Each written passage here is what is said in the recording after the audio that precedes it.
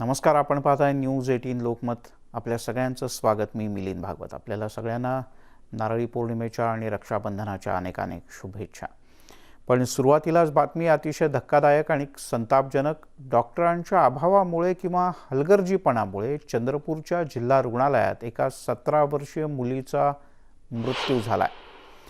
डॉक्टरांचा हलगर्जीपणा आणि वेळेच डॉक्टर उपस्थित नसणं यामुळेच या मुलीचा मृत्यू झाल्याचा आरोप नातेवाईकांनी केलाय। सानिका अनमोल वार असं या मृत मुलीचं नाव असून ती डोंगपिंपरी तालुक्यातल्या तोहोगाव इथे राहणारी होती।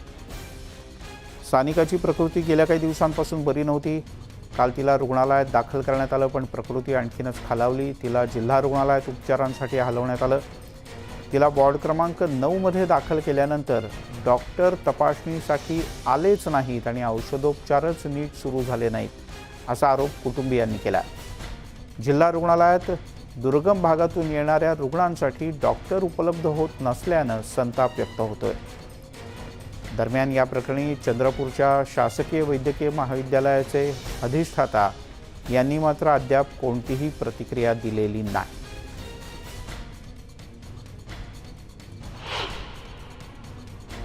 गवर्नमेंट सरकारी हॉस्पिटल में तो गांव से सानिका अनमोल वार करके लड़की को लाया गया सरकारी हॉस्पिटल में। यहाँ पर भर्ती 1.5 घंटा रही। 1.5 घंटा होने के बाद मैं यहाँ पर यानी कि इमरजेंसी विभाग में लेके गया तो उसको कोई उपचार नहीं किया गया। उसके बाद 9 नंबर वार्ड में शिफ्ट कर दिया गया। उसके बाद मैं हाथ पांव जोड़ के उनसे यानी कि किसी तो डॉक्टर को प्लीज़ बुलाइए। तो आप मैडम का एक ही उत्तर था कि पहले बोले खाना खाने गए, बाद में बोले कि जहाँ पर यानी चिट्ठी निकाले वहाँ जाओ। तो वहाँ जाने के बाद वो बोले डॉक्टर साहब हमको मालूम ही नहीं ऑन ड्यूटी में कौन, बोले नंबर दीजिए। फिर सोनकर जी को मैं 3 बार फ़ोन लगाया, इसके बाद भी नहीं उठाए। उसके बाद 35 नंबर में गए, बिल्कुल का कहता है कोई नहीं थे। फिर रिटर्न आया, वो तड़प के मुर्गी मर गई। एक भी इलाज हुआ नहीं वो लड़की का। उसमें न्याय मिलना चाहिए। क्रिटिकल कंडीशन में थी, लेकिन उनको कैजुअलिटी वालों ने नॉर्मल वार्ड में भेजा। उनकी क्रिटिकल कंडीशन इतनी थी कि वो डॉक्टर उनका कोई देखने नहीं आया, कोई नर्सेस नहीं, कुछ भी नहीं, कोई उनको विजिट करने यहाँ पे नहीं पा रहा था। और वो पेशेंट की यहाँ पे मृत्यु हो गई। और अभी डॉक्टर जब बात की तो डॉक्टर अपना हाथ ऊपर कर रहे। डॉक्टर बोल रहे कि हमारे हाथ में नहीं है, वो यहाँ डॉक्टर अवेलेबल नहीं है। 8 डॉक्टर यहाँ से अभी तक छोड़ के गए। अभी सब यहाँ पे कोई डॉक्टर अभी विजिट नहीं कर रहे। और डेड होने के बाद वो बोल रहे कि ये हो गया वो हो गया। वो डॉक्टर पेशेंट के रिलेटिव को दोषी ठहरा रहे। आणि याच संदर्भात आपण अधिक जाणून घेऊयात। हैदर शेख आपले प्रतिनिधी आपल्यासोबत आहेत। हैदर, डॉक्टरांना यायला का उशीर झाला, का डॉक्टरच नव्हते? महत्त्वाची गोष्ट म्हणजे चंद्रपूर जे आहे तिथे आता मेडिकल कॉलेज आहे आणि मेडिकल कॉलेज असताना मोठ्या संख्येने इंटर्न डॉक्टर आहेत। ते देखील असताना देखील डॉक्टर अवेलेबल होत नाही, ही फार दुःखाची बाब आहे। महत्त्वाची म्हणजे चंद्रपूरच्या जे मेडिकल कॉलेज आहे त्या मेडिकल कॉलेजला जे MD डॉक्टर आहे फिजिशियन त्यांची संख्या फार कमी आहे, 1 किंवा 2 असतील। आणि त्यासोबत जे इंटर डॉक्टर त्यांची संख्या मोठी आहे, पण ते त्यावेळेस येऊ शकले नाही। फोन करत सातत्याने फोन करत गेले, नातेवाईकांनी फोन केले, संपर्क हॉस्पिटल मेडिकल कॉलेज प्रशासनाने त्यांना प्रयत्न केला बोलवायचा, पण त्यानंतर कोणीही उपलब्ध होऊ शकले नाही।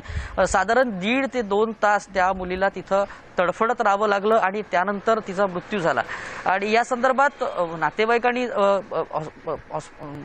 डॉक्टर पोचले नाही म्हणून मृत्यू झाला जर सांगितलं असेल तरी आम्ही हॉस्पिटल प्रशासनाला जेव्हा मेडिकल कॉलेज प्रशासनाला विचारायचा प्रयत्न केला तेव्हा त्यांनी या संदर्भात अशी उत्तरे दिली की तिची हिमोग्लोबिन पातळी जी आहे ती खालावली होती आणि तिचं ऑक्सिजनचं प्रमाणही खाल्लं होतं आणि तिला जेव्हा आम्ही ऑक्सिजन लावलं आणि तिला यायला उशीर झाला म्हणून तो मृत्यू झाला। पण 1.5 तास कोणी त्याला ऑक्सिजन मास्क तिला लावलाच नाही, तर ऑक्सिजन मास्क लावलं कसं या संदर्भातले मोठे प्रश्न निर्माण होत आहे। जवळपास मोठ्या प्रमाणात जवळपास आता जी नवीन इंटर्न डॉक्टरची एक पडी निघालेली आहे ती तिथे आहे। जवळपास 100 डॉक्टर इंटर्न झालेले आहेत, पण तरीही या हलगर्जीपणामुळे एका 17 वर्षीय मुलीचा मृत्यू होत आहे, ही फार दुःखाची बाब आहे। पण नातेवाईकांनी जेव्हा वेगवेगळ्या ठिकाणी जाऊन डॉक्टर पाहिजे विनंती केली त्यावेळेला तिथे लक्ष द्यायला डॉक्टर सुद्धा नव्हते, इंटर्न डॉक्टर सुद्धा नव्हते। तर त्यावेळी महत्त्वाची गोष्ट म्हणजे गोंडपिंपरीच्या तोहगाव या ग्रामीण भागातून ही रुग्ण आलेली आहे. ग्रामीण भागातही अशा प्रकारच्या कोणत्या सुविधा उपलब्ध नाही आणि ज्यांची आर्थिक स्थिती जी नाही, योग्यता नाही, ते त्या जिल्हा सामान्य रुग्णालयामध्ये किंवा मेडिकल कॉलेजमध्ये उपचार करण्यासाठी येतात आणि त्यानंतर त्यांच्यासोबत अशा प्रकारची वागणूक मिळते तेव्हा त्यांना उपचार मिळत नाही, उपचारावे मृत्यू होते. ते मोठ्या भरोशाने या मेडिकल कॉलेजमध्ये येतात की त्यांच्या कमी हैदर, तू आपल्यासोबतच थांब. खर्चात किशोर जोरगेवार आमदार आहेत, आपल्यासोबत जोडले गेलेत. किशोरजी, स्वागत आहे आपलं न्यूज 18 लोकमतमध्ये. या सानिकाच्या मृत्यू संदर्भातली माहिती तुम्हाला कळले का? तुम्ही कशी चौकशी करणार आहात या प्रकरणाची? काल सानिकाला ज्यावेळेस ऍडमिट केल्यानंतर तिच्यावर उपचार होत नव्हते हे जेव्हा मला कळलं तेव्हा तात्काळ मी त्या ठिकाणी माझे कार्यकर्ते पाठवले आणि पण तिथे गेल्यानंतर लक्षात असं आलं की साधारणतः 1.5 तासापर्यंत तिथे कोणतेही डॉक्टर उपलब्ध नव्हते. खरं तर सानिकाला त्या ठिकाणी ऍडमिट केल्यानंतर तिला आयसीयू मध्ये तिचा उपचार करायला हवा होता. तिची इतकी स्थिती गंभीर असताना तिला आयसीयू मध्ये न देता जनरल वॉर्डमध्ये तिला पाठवण्यात आलं आणि तिथे डॉक्टर त्यावेळेस कोणतेही डॉक्टर उपस्थित नव्हते. ही अतिशय गंभीर बाब आहे. या ठिकाणी जेव्हापासनं हे रुग्णालय वैद्यकीय शिक्षण विभागाकडे देण्यात आलं, मेडिकल कॉलेज चालवत आहे, त्यावेळेपासनं या ठिकाणी अनेक गोष्टींचा या ठिकाणी अव्यवस्था सुरू झालेली आहे. आमची मागणी अशी आहे की या ठिकाणी पूर्ण वेळ अधिष्ठाता डीन दिला पाहिजे, जेणेकरून ते पूर्ण लक्ष घालत या ठिकाणी ची आरोग्य व्यवस्था सुधारण्यासाठी मदत करतील. जे डॉक्टर्स या ठिकाणी नेमलेले आहेत ते सर्व बाहेर गावचे आहेत, ते या ठिकाणी उपस्थित राहत नाहीत. जेव्हा केव्हा आम्ही लोकप्रतिनिधी त्यावर चर्चा करतो, काही दिवस ती स्थिती बरी होते आणि पुन्हा एकदा तेच जेरे माझ्या मागल्या ती स्थिती निर्माण होते. म्हणून आमदार साहेब 2 प्रश्न आहेत. एक, आता या प्रकरणात कारवाई काय होणार, आणि 2, जर का इतक्या मोठ्या प्रमाणात जागा रिक्त आहेत तर त्या भरण्याच्या दृष्टीने तुम्ही किंवा जिल्हा प्रशासन, राज्याचे आरोग्यमंत्री अशा स्तरावर काही फॉलोअप करणार आहात, पाठपुरावा? निश्चितपणे आमचा पाठपुरावा रेग्युलर सुरू आहे, परंतु इथले काही जे अधिकारी डॉक्टर आहे ते कोणत्या नवीन लोकांना त्या ठिकाणी योग्य पद्धतीने काम करू देत नाही. फिजिशियन जे 9 होते आता केवळ 2 फिजिशियन राहिलेले आहे त्या ठिकाणी. म्हणून जे उच्च वैद्यकीय शिक्षण मंत्री आहेत आमचे अमित देशमुख साहेब, यांची मी बुधवारला भेट घेणार आहे आणि त्या भेटीमध्ये त्यांना सांगणार आहे, मागणी करणार आहे की या ठिकाणी पूर्ण वेळ अधिष्ठाता द्या, नाहीतर हा जे रुग्णालय आहे, जे आरोग्य विभागाचं आहे, ते तुम्ही त्यांना परत करा. निश्चितपणे अशा घटना नेहमी त्या ठिकाणी होत असतात, रोज तक्रारी येतात. त्या ठिकाणी काही लोकांना मी मानधनावर त्या ठिकाणी कामाला ठेवलेलं आहे, जेणेकरून तिथे रुग्णांना उपचार त्यांच्या माध्यमातून झाला पाहिजे. परंतु त्या ठिकाणी जो कर्मचारी आहे, जे डॉक्टर्स आहेत, त्यांची भूमिका मात्र दुर्दैवाने म्हणावं लागते की फारशी सहकार्याची राहत नाही. तुम्ही स्थानिक पोलिसांकडे किंवा कोणाकडे मागणी करणार आहात की कोणावर कारवाई झाली पाहिजे? शेवटी कोणावर तरी जबाबदारी निश्चित झाली पाहिजे ना. कालच माझं याविषयी बोलणं झालं. पोलीसकडे तर मागणी नाही, त्याचं जे प्रशासन आहे त्यांच्याकडे मी बोललेलो आहे की याची तुम्ही चौकशी करा आणि सानिकाच्या मृत्यूला जे कोणते डॉक्टर कर्मचारी जबाबदार असतील त्यांच्यावर कठोर कारवाई करा. किशोरजी, धन्यवाद. तुम्ही न्यूज 18 लोकमतशी बोललात त्याबद्दल. किशोर जोरगेवार स्थानिक आमदार आहेत आणि त्यांनी असं म्हटलं आहे की या प्रकरणात जे कोण दोषी आहेत त्यांच्यावर कठोर कारवाई झाली पाहिजे. हैदर, त्यांनी असा एक उल्लेख केला आमदार जोरगेवार यांनी की हे जेव्हा आरोग्य विभागाकडे सुपूर्त करण्यात आलं, स्थानिक प्रशासनाच्याकडे नाही तर आरोग्य विभागाकडे हे रुग्णालय जेव्हा हस्तांतरित करण्यात आलं तेव्हापासनं हा घोळ सुरू आहे. मग हा घोळ जिल्हा प्रशासनाच्या अजून लक्षात नाही आला की डॉक्टरच नाही तिकडे?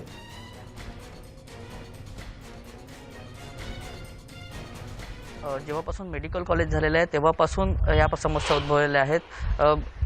तिथल्या परिसरात पाण्याची सुविधा असो किंवा पेशंट जे आहेत रुग्ण त्यांना उपचार मिळत नसो, अशा विविध समस्या त्यात आहे. पण त्या समस्या त्यांच्यापर्यंत पोहोचल्या गेलेल्या आहेत, पण त्या समस्यावर उपाय मात्र झालेला नाही. रुग्णालयात मेडिकल कॉलेजमध्ये काम करायला सध्या डॉक्टर अवेलेबल नाही.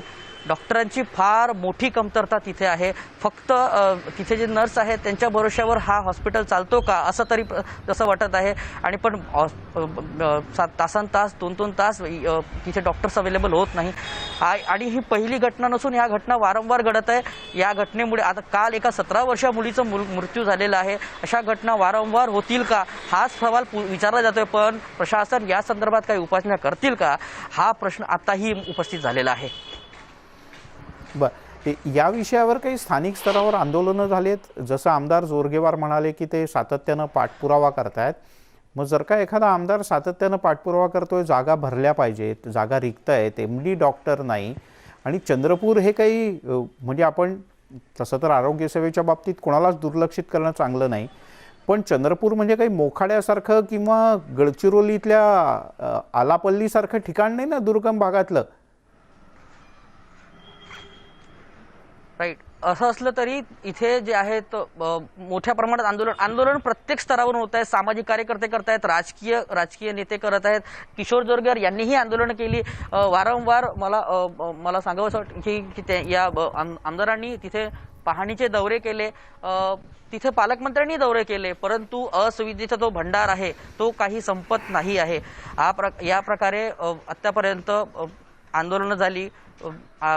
मंत्र्यांपर्यंत तर जिल्हा प्रशासनापर्यंत कळवण्यात आलं, पण कोणीही याची व्यवस्था करत नाही आहे. ही शोकांतिका आहे.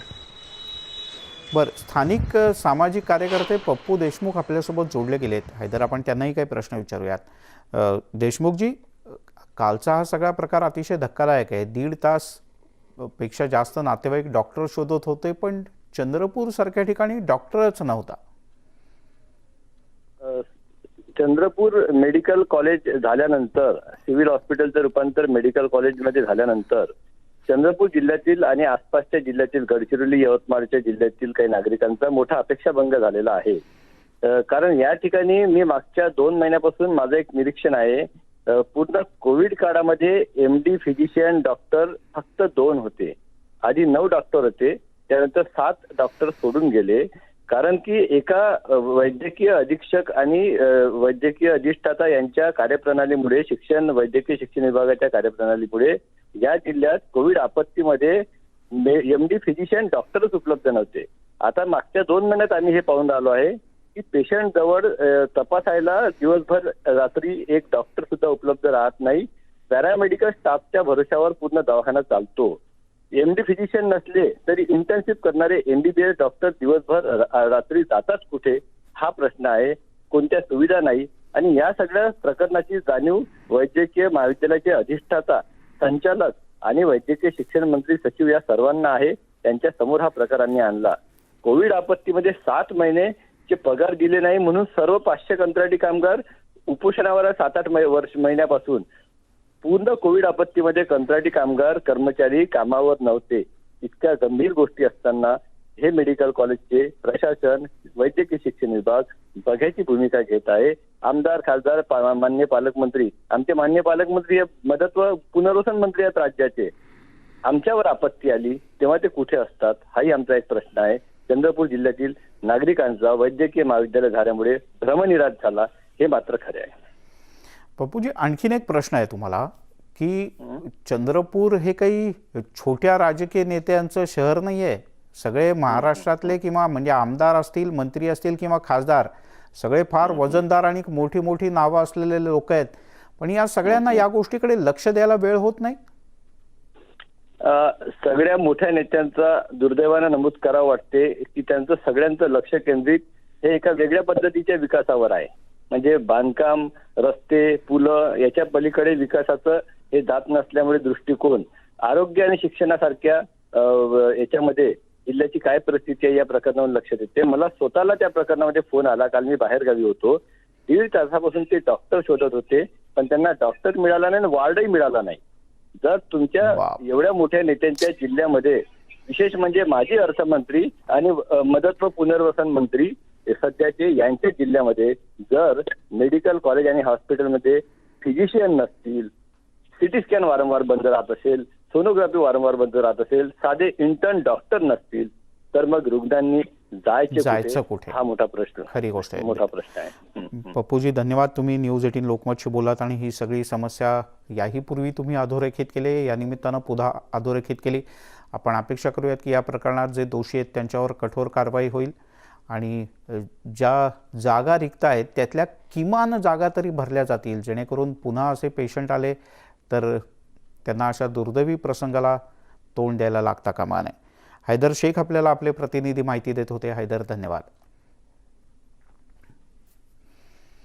वळूयात पुढच्या बातमीकडे. बैलगाड्या शर्यतबंदीच्या विरोधात दाखल झालेले सर्व गुन्हे हे लवकरच मागे घेतले जातील, अशी एक महत्त्वपूर्ण आणि मोठी घोषणा राज्याचे गृहमंत्री दिलीप वळसे पाटील यांनी केली.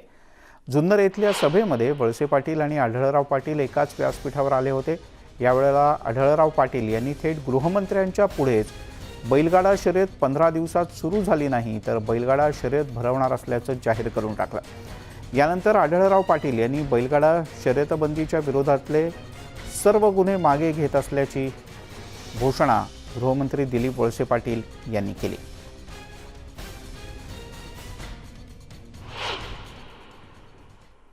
बैलगाडा मालकांच्यावर जिथं जिथं कुठं खटले झाले असतील ते खटले सगळे मागे घेण्याच्या संदर्भात निर्णय आम्ही घेऊ आणि त्याच्यामधून आपण सगळ्यांची मुक्तता करायचा प्रयत्न करू, परंतु नवीन खटले होणार नाही असं काही कोणी परत त्याच्यामध्ये करू नका. नाहीतर मग आपल्याला वाटतं काही खटले होतात आणि मग सरकार मागे घेतंय, मग आपण आपलं तसं चालू ठेवा, हे काही बरोबर नाही त्याच्यामध्ये.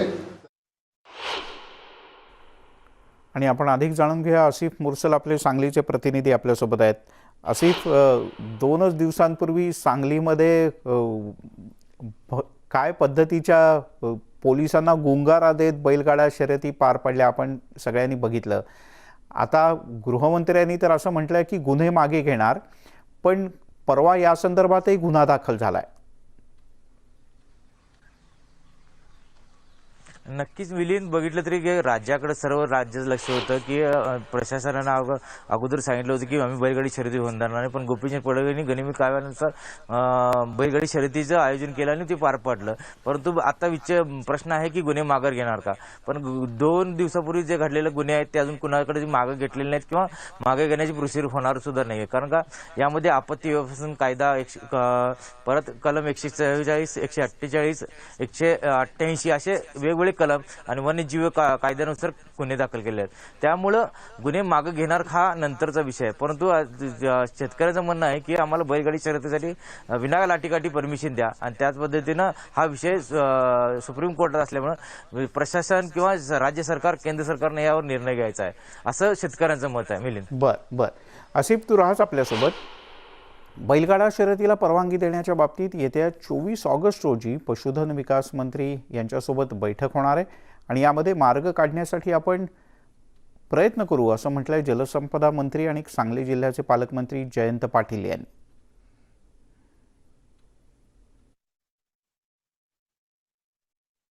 पुढच्या 24 तारखेला विकास मंत्री, पशुधन विकास मंत्री यांच्याबरोबर एक बैठक आम्ही आयोजित केलेली आहे. त्यातनं कायदेशीर काही मार्ग तोडगा निघू शकतो का याचाही प्रयत्न केला पाहिजे आणि त्याच्यात इकॉनॉमीचाही प्रश्न आहे, आर्थिक दृष्ट्या देखील बऱ्याच गोष्टी निगडीत असतात. त्यामुळं या प्रश्नावर काय मार्ग निघतो का हे बघायचा प्रयत्न पुढच्या आठवड्यात होणार आहे. आसिफ मुर्सल आपले प्रतिनिधी आपल्यासोबत आहेत. आसिफ, ही अनेक वर्षांपासूनची मागणी आहे. सर्वोच्च न्यायालयात एका केसच्या संदर्भात सुनावणी करताना न्यायालयानं या सगळ्यावर बंदी घातली, पण पडळकर यांच्या आधी सुद्धा एक आंदोलन झालं होतं. पुण्यामध्ये हे आंदोलन झालं, म्हणजे पुणे जिल्ह्यामध्ये हे आंदोलन झालं आणि डॉक्टर अमोल कोल्हे यांच्या नेतृत्वाखाली एक आंदोलन करण्यात आलं आणि आता आढळराव पाटील यांनी काल इशारा दिला. कसं पाहिलं पाहिजे या सगळ्याकडे? हा मुद्दा आता अधिकाधिक मोठा होताना दिसतोय. नक्कीच मिलिंद, की हा मुद्दा मोठा होताना दिसतोय. तर याच्यामागं जर विचार केला तर हे विषय हे केंद्र सरकारच्या अखत्यारीत आहेत. कारण का कायदा करावा करून त्यावर अंमलबजावणी करायची. कारण का हे आंदोलन ही फक्त महाराष्ट्रात होत आहेत.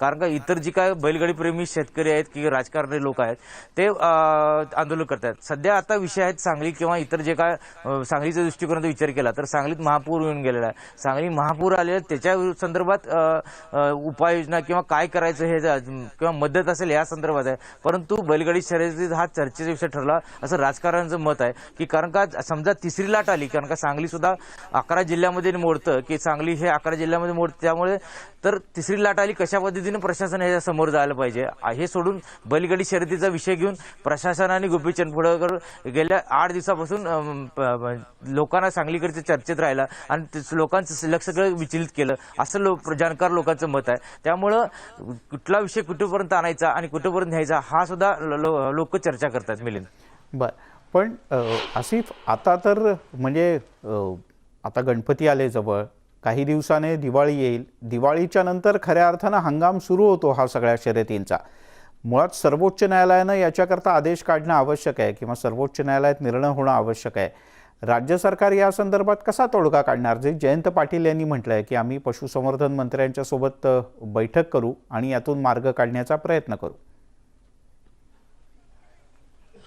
मिलिंद, एकूणच बघितलं की बैलगाडी शर्यतीमुळे खूप लोकांचं उपजीविका चालते. जसं यात्रा कमिटी असेल, सरपंच असेल, गोळ्या बिस्किट विकणार असेल किंवा छोटा हातगाडी लावणार असेल, प्रत्येकाचं ह्याच्यावर पोट चालतं आणि बैलगाडी शेतकऱ्यांचं बी पोट चालतं, रोजगार चालतो. त्यामुळं हा विषय हा केंद्र सरकारच्या अखत्यारीत असल्यामुळे त्या राज्य शासनानं किंवा पुढाकार घेऊन केंद्र सरकारकडे जे काही निवेदन कायदे ते पुढे मांडले पाहिजेत आणि त्या पद्धतीनं पुढे जे केंद्र सरकारनं पुढे नेऊन यात कायद्यात बदल केला पाहिजे किंवा कायदे थोडे बहुत शिथिलता आणून शेतकऱ्यांना कुठेतरी प्रोत्साहन दिले पाहिजे.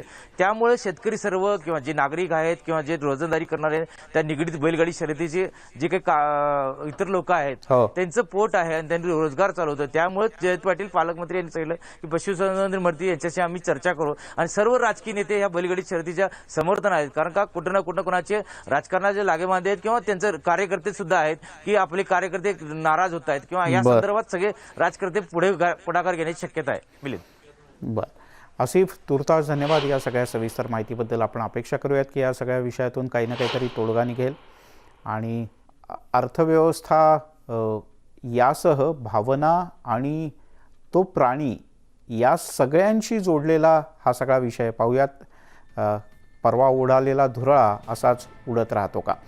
बुलेटिनमध्ये घेऊयात एक छोटासा ब्रेक नंतर अन्य काही महत्त्वाच्या बातम्या.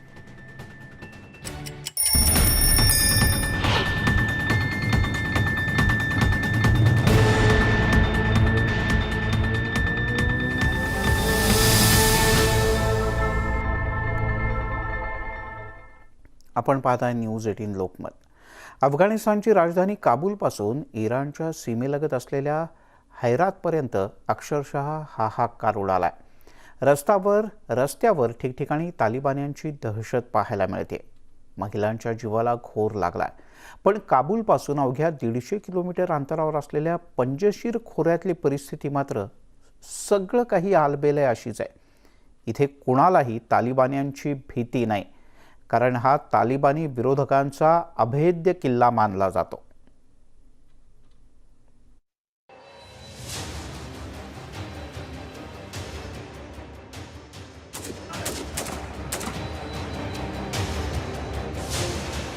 तालिबान विरोधात रणशिंग. Arm up and defend our country against them. Panjshir खोऱ्यात तालिबानची कोंडी.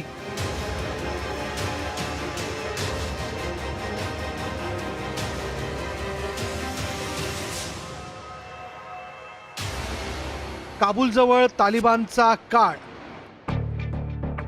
अफगाणिस्तानमध्ये सत्तांतर झालेलं असलं तरी नॉर्दर्न अलायन्सचा बालेकिल्ला समजल्या जाणाऱ्या काळ पंजशेरमध्ये शांतता पाहायला मिळते. काबूलपासून अवघ्या 150 किलोमीटर अंतरावर पंजशीर खोरं असून तिथल्या नागरिकांना तालिबान्यांची जराही भीती नाही. तालिबान्यांनी सत्ता काबीज केल्यानंतरही कुणी पंजशेर खोरं सोडून पळालं नाही. कुणीही तालिबान्यांपासून लपण्याचा प्रयत्न केला नाही. उलट पंजशेर खोऱ्यात बरादर ब्रिगेड अर्थात तालिबानी ब्रिगेड विरोधात लढाईची तयारी केली जाते. नॉर्दर्न अलायन्सचे सैनिक तालिबान विरुद्धच्या लढाईचा सराव करतायत, कारण नॉर्दर्न अलायन्सचा नेता अहमद मसूदने तालिबान विरोधात युद्धाची घोषणा केली आहे. If the peace which unfortunately, in the past experience that we had with the other side, it was always used just to fuel the war machine. If once again this peace process and this peace opportunity has been used for such reasons, then the people are ready to pick up arms to defend themselves one more time. The North is ready to fight the Taliban. Not the North, the whole Afghanistan. The whole of Afghanistan. अफगाणिस्तानात 34 प्रांत असून तालिबानला पंजशेर खोऱ्यावर कब्जा करता आला नव्हता. यावरून पंजशेर खोऱ्याचं भौगोलिक महत्त्व तुमच्या लक्षात आलंच असेल. तालिबानला आजवर या खोऱ्यात आपला झेंडा फडकवता आला नाही. 70 आणि 80च्या दशकात सोव्हिएत संघानेही पंजशेर खोऱ्यावर ताबा मिळवण्याचा प्रयत्न केला होता, पण त्यांनाही हात हलवत परत जावं लागलं होतं. तालिबानला पंजशेर खोऱ्यातून आव्हान दिलं जाण्याची शक्यता रशियाने देखील व्यक्त केली आहे. पंजशेर खोऱ्यात नॉर्दर्न अलायन्सचे जवान युद्ध सराव करत असून त्यांना आता अफगाणिस्तानच्या सैन्यातील जवानांची साथ मिळाली आहे. अमरुल्ला सालेह यांनी स्वतःला अफगाणिस्तानचा कार्यकारी राष्ट्रपती म्हणून घोषित केलं असून सध्या सालेह पंजशेर खोऱ्यात आश्रयाला आहेत. अमरुल्ला सालेह हे नॉर्दर्न अलायन्सला बळ देण्याचा प्रयत्न करत असल्याचं बोललं जात आहे. हा व्हिडिओ जरा निरखून पहा. एक योद्धा काटेरी झुडपाची पाने खात असल्याचं पाहायला मिळतंय.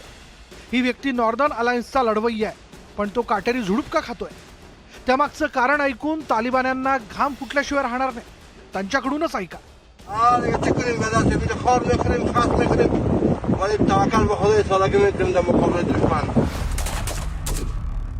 पंजशेर खोऱ्यात नॉर्दर्न अलायन्सचे लढवय्ये तालिबान्यांना धूळ चारण्यासाठी सज्ज झालेत. नॉर्दर्न अलायन्सच्या नेत्यांसोबत आता अफगाणिस्तान सरकारमधील काही बड्या नेत्यांनी तालिबान विरोधात एकजूट केली आहे. या छायाचित्रात नॉर्दर्न अलायन्सचा नेता अहमद मसूद आणि अफगाणिस्तानचे उपराष्ट्रपती अमरुल्ला सालेह दिसतायत. तालिबान विरोधात सशस्त्र बंड करण्यासाठी या दोघांनी एक योजना आखली होती. तसंच दोन्ही गटांना एकत्र करण्यासाठी त्यांनी एक रोडमॅप तयार केला होता आणि हे त्याच बैठकीचं छायाचित्र आहे. पंजशीर वैली अपने आप में यूनिक रही है कि कभी भी किसी भी टाइम ना तो तालिबान या किसी भी फॉरेन पावर के अंडर नहीं आ पाई. सभी इवन सोवियत और यूएस ने भी उधर जाने की कोशिश नहीं करी. तालिबान का दबदबा वहाँ बिल्कुल नहीं आ पाया, क्योंकि वैली जो है वो अपने आप में एक ऐसा फोर्ट्रेस है अपनी जोग्राफिकल लोकेशन की वजह से कि वो अपने आप को एक अलग तरीके से डिफेंड कर पाती है. तालिबान का असर वहाँ नहीं आने देती है. अमरुल्ला सालेह आणि नॉर्दर्न अलायन्सचा नेता अहमद मसूद यांनी एकत्र येत तालिबान्यांना आव्हान देण्याचा निश्चय केलाय. लवकरच त्यांची भूमिका स्पष्ट होईल. मात्र इकडे अहमद मसूदनं संभावित युद्धाची तयारी सुरू केली आहे. अहमद मसूदने अमेरिका, ब्रिटन आणि फ्रान्सकडे मदत मागितली आहे. आपल्याकडे मोठ्या प्रमाणात शस्त्रसाठा असल्याचा दावा अहमद मसूदनं केला. अहमद मसूदला साथ देण्यासाठी आलेल्या इतर गटाने सोबत शस्त्रास्त्र आणली आहेत. अशात अमेरिका आणि अन्य देशांनी नॉर्दर्न अलायन्सला मदत दिल्यास तालिबानला चोख प्रत्युत्तर देणं शक्य होणार आहे. न्यूज 18 लोकमतने पंजशेरमधील अहमद मसूदच्या मित्राशी बातचीत केली. त्यांनी दिलेल्या माहितीनुसार पंजशेरमध्ये जवळपास 20,000 जुने सैनिक दाखल झालेले आहेत. त्यांनी आपल्या वाहनातून मोठ्या प्रमाणात शस्त्रास्त्र आणली आहेत. एवढंच नव्हे तर नॉर्दर्न अलायन्सने 15,000 सामान्य नागरिकांना शस्त्र देऊ केली आहेत. فعلا امروز امیر صاحب احمد مسعود چقدر نفر است، چقدر قماندان ها است، چقدر تحت حمایت میکنن نور امروز هستند؟ امروز احمد شاپور جان تقریبا یک 20-25,000 زمین کماندوها و اردو ملی و پلیس. یہ بول رہا ہے کہ تقریبا 20,000 تو جو پولیس تھا، کمانڈو تھا، آرمی تھا، جو نیئر بائی پروونس طالبان نے ٹیک اوور کیا، وہ سارے لوگ अपने वेपन्स, अपने गाड़ी सब कुछ के साथ पंजशेर में आया है और वो अहमद मसूद के साथ में है, उसको सपोर्ट कर रहे हैं. तालिबान्यांना आव्हान देणारा अहमद मसूद कोण आहे असा प्रश्न तुम्हाला पडला असेल. अहमद मसूदकडे एवढ्या मोठ्या प्रमाणात लढवय्ये कुठून आले आणि त्याने तालिबान्यांना आव्हान का दिलं? या सगळ्या प्रश्नाचं एकच उत्तर आहे, अहमद शाह मसूद. पंजशेरचा वाघ अशी अहमद शाह मसूदची ओळख होती. अहमद मसूद हा त्या अहमद शहाचा मुलगा आहे. अहमद शाह मसूद हे अफगाणिस्तानचे संरक्षण मंत्री होते. त्यांनी नॉर्दर्न अलायन्सचं नेतृत्व केलं होतं. सुरुवातीला या अलायन्समध्ये केवळ तजाकी नागरिक होते, पण पुढच्या काळात यामध्ये अन्य जमाती आणि कबिल्यातील लोक सहभागी झाले. अहमद शाह मसूदने नेहमीच तालिबान आणि अल कायदाला विरोध केलाय. अहमद शाह मसूद यांनी पंजशेर खोऱ्यात दहशतवाद्यांना शिरकाव करू दिला नाही. पण अमेरिकेतील 9/11 हल्ल्याच्या 2 दिवस आधी तालिबानने आत्मघातकी हल्ल्यात अहमद शाह मसूद यांची हत्या घडवून आणली. अहमद शाह मसूदची हत्या झाली त्यावेळी त्यांचा मुलगा अहमद मसूद अवघ्या 12 वर्षांचा होता. तेव्हाच त्यानं तालिबानला अफगाणिस्तानमधून हद्दपार करण्याची शपथ घेतली. फर्क जो आएगा वो इस बात पर आएगा कि शाह मसूद जो थे वो अपने आप में गुरिल्ला वॉरफेयर के एक्सपर्ट थे. उनका बेटा इस समय पॉपुलरिस्टिक यूएस का साथ मांग रहा है अपने देश को आज़ाद करने के लिए. सो उनकी अपील के हिसाब से दोनों का सबसे बड़ा फ़र्क ये है कि एक बाप जो रशियन ऑक्यूपेशन के खिलाफ लड़ा था, उसका बेटा आज उससे फ़र्क यूएस का साथ चलने के लिए तैयार है अफ़गानिस्तान की आज़ादी के लिए. 18 ऑगस्टला पंजशेर खोऱ्यात नॉर्दर्न अलायन्सचा ध्वज फडकला होता. 2001 नंतर प्रथमच नॉर्दर्न अलायन्सनं ध्वजारोहण केलं. पंजशेर खोऱ्यातून तालिबान विरोधातील लढाईला सुरुवात होणार असल्याचं यावरून स्पष्ट झालंय. 7 जिल्ह्यांच्या पंजशेर प्रांतातील 512 गावांमध्ये वीज आणि पाणी पुरवठा खंडित आहे. रोज काही तास जनरेटर चालवलं जातं. पंजशेरच्या भूगर्भात मोठ्या प्रमाणात नैसर्गिक साधन संपत्ती असून त्याचं उत्खनन केल्यास या परिसराचा वेगानं विकास होणार आहे. पंजशेर खोऱ्यात तालिबान विरोधात लढाईची तयारी करण्यात आली आहे. नॉर्दर्न अलायन्सच्या लढवयांनी सराव सुरू केलाय. त्यामुळे बिरादर ब्रिगेडला पंजशेर खोऱ्याची भीती वाटू लागली आहे. Bureau report, news 18 Lokmat.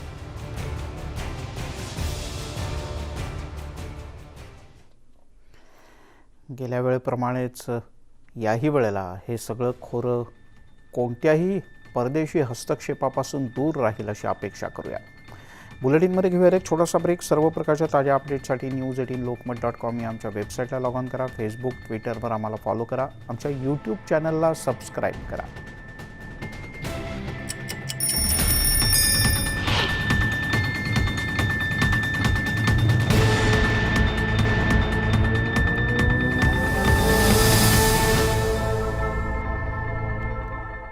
आपण पाहताय नमस्ते महाराष्ट्र. आणि आता बातमी आहे रक्षाबंधनाची, भावा बहिणीच्या गोड नात्याची. खासदार सुप्रिया सुळे यांनी रणजित पवार यांना राखी बांधून रक्षाबंधन साजरं केलं. यानंतर सुप्रिया सुळे यांनी ट्विटरवरून हा व्हिडिओसुद्धा शेअर केला. राखीचा धागा बहीण भावाला एका नात्यामध्ये घट्ट बांधून ठेवतो अशा शब्दात सुप्रिया सुळे यांनी नागरिकांनाही रक्षाबंधनाच्या शुभेच्छा दिल्या आहेत.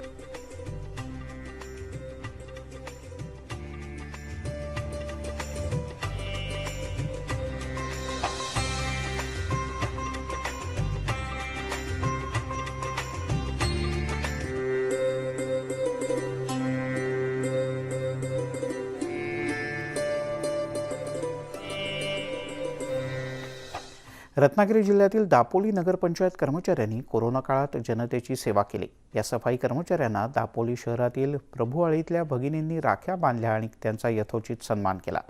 दापोली नगरपंचायतीमध्ये अहोरात्र काम करणाऱ्या सफाई कर्मचाऱ्यांनी कोरोना काळात कोविड सेंटर, शहरातला परिसर, त्यासोबतच कोरोनानं मृत्यू झालेल्या लोकांना अग्नी देण्याचं सुद्धा काम केलं. आणि अशा सफाई कर्मचाऱ्यांना राखी बांधून दापोली शहरातल्या महिलांनी कृतज्ञता व्यक्त केली.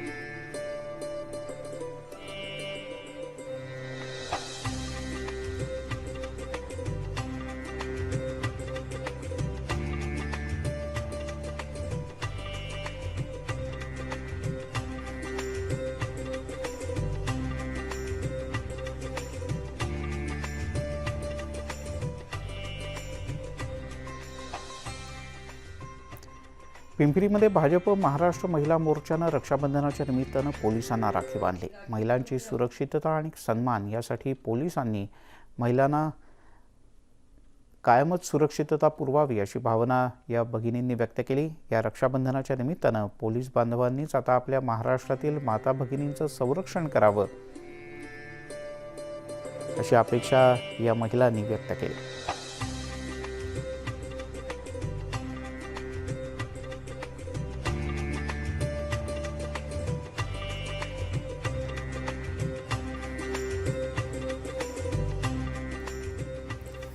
तिकडे गडचिरोली जिल्ह्यामध्ये माओवाद विरोधी अभियानावर अतिदुर्गम भागात अनेक जवानांसह महिला पोलीस कर्मचारी सुद्धा तैनात आहेत. जवानांच्या कुटुंबातल्या महिलांसह स्थानिक आदिवासी महिलांसोबत रक्षाबंधन साजरं करण्यासाठी गडचिरोलीचे पालकमंत्री एकनाथ शिंदे यांनी थेट अतिदुर्गम आणि अतिसंवेदनशील अशा हेड्री पोलीस स्थानकात हजेरी लावली. इथं या महिला पोलीस कर्मचारी जवानांच्या कुटुंबियांसह त्यांनी रक्षाबंधन साजरं केलं.